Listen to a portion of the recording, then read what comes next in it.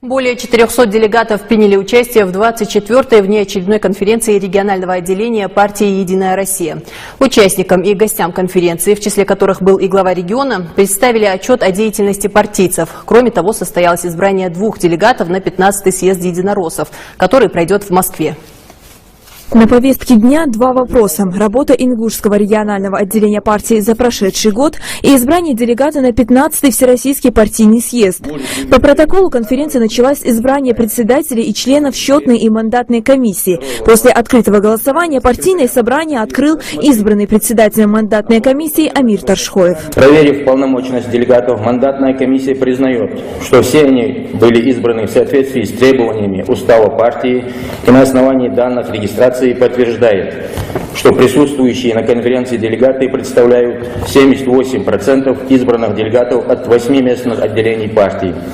Таким образом, 24-я конференция регионального отделения Всероссийской политической партии «Единая Россия» считается правомочной в принятии решений. С докладом о работе, проделанной региональным отделением за год, выступил главный единорос Ингушетии Зелимхан Евлоев. Избиратели Ингушетии проявили высокую политическую активность.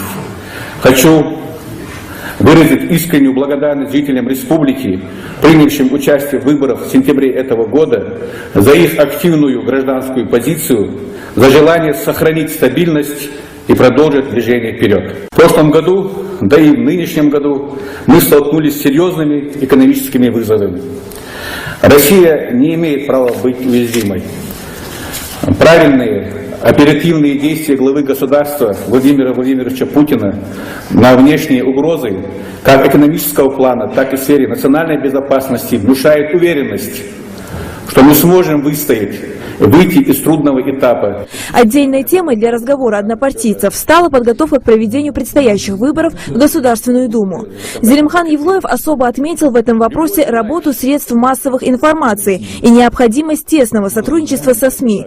Далее выступил член Высшего совета партии Юнусбек Кивкуров. Да, 2016 год он ничем особо не отличается от других годов, кроме того, что мы будем проводить выборы и в Государственную Думу, и в парламент республики. Мы уже это все проходили в 2011 году, нет здесь ничего сложного. Но, опять же, вопрос, с чем мы к этому вопросу, к этой дате подходим. Что мы, какой багаж несем.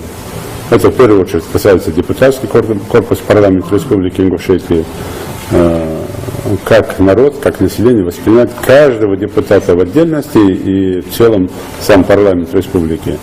И в том числе, естественно, с какими лозунгами, с какими программами мы выступаем в дебатах или в различных спорах. Далее единороссы перешли ко второму пункту повестки, а именно к избранию делегата на 15-й съезд Всероссийской политической партии «Единая Россия», который пройдет в феврале в столице России. Всероссийский съезд «Единой России» ежегодно собирает делегатов со всех регионов. По традиции в нем принимает участие и председатель правительства России Дмитрий Медведев. И именно там будет определен окончательный порядок подготовки к предстоящим выборам.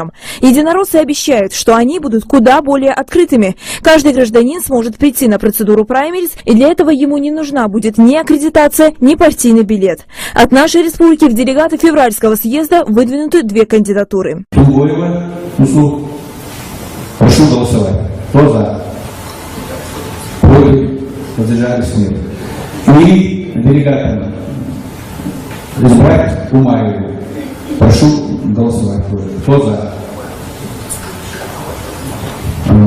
Решение принято. Я хочу поблагодарить всех тех, кто поддержал меня, кто предложил мою кандидатуру, и, надеюсь, оправдать доверие, и в будущем мы будем работать во благо нашей родной республики. А завершилась партийная конференция приятной процедурой награждения. Самые активные члены партии получили из рук главы региона благодарности и почетные грамоты.